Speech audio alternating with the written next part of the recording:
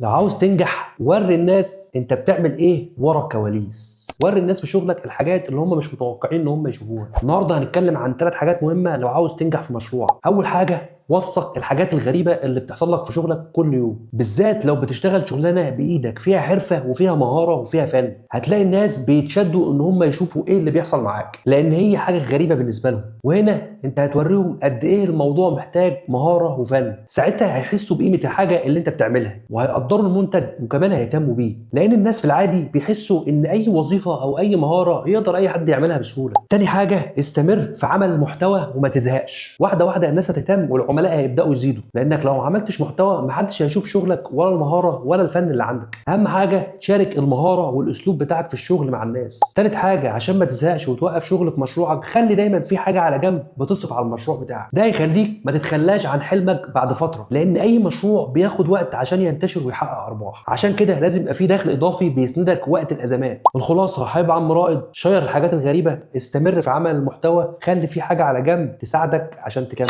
وتابعني عشان اقول لك تنجح في مشروعك ازاي.